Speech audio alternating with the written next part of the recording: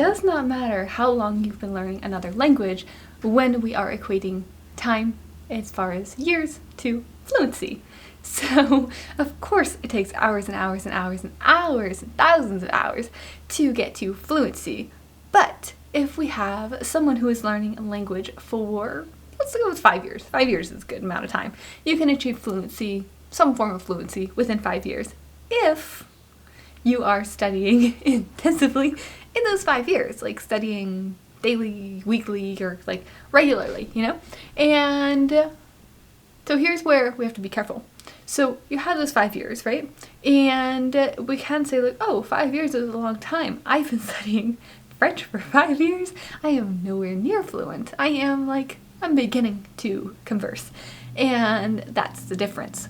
That time, that 5 years, does not equate to 5 years of like a degree. You know, you can do a bachelor's degree in 5 years or 4 years, and you could do nothing in 4 years. So having that 4 years, like starting 4 years ago or 5 years ago, keep it 5. So starting 5 years ago in French, let's look at my French and my Spanish for an example. I think that would be nice. So the French, I started that 5 years ago. I started my Spanish bachelor's degree like 5-ish years ago. My Spanish has gone way up. My French has gone like hasn't really moved a whole lot. And in fact, it actually like dipped and now it's coming back up. But it's like start here and then it like dipped and then it came like back up. You take it back here. It's a little bit higher maybe than it was before. But that's because I took like a multiple year break from my French. And I've done that with my Spanish as well. And that's why but not over the last 5 years. Over the last 5 years, my Spanish, I've been pretty consistent. So it's been growing. And that's the difference. And that's why that time doesn't equal fluency, because if you have those 5 years, like, of course you can achieve fluency in the Spanish, like studying, doing a bachelor's degree. And then if you're studying a language but you're not actually studying, you're not actually working, you can't expect to have that fluency.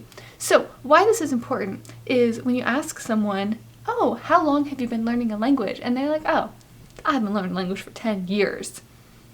Oh, cool. And then you start talking to them in that language and then you get a blank face.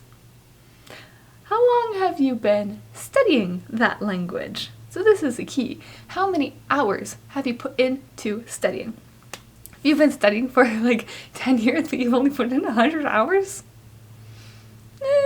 not really going to get very far, huh? But if you put in thousands and thousands and thousands of hours, which is what it takes to get to fluency and what I have done for my Spanish, then of course you're going to see that progress. And it takes years and years and years because it's a lot of hours. And that's why you can have someone who's been studying for 1 year potentially be the same level of fluency who's been studying for 3 years or 4 years, just depending on how much time they dedicate to that.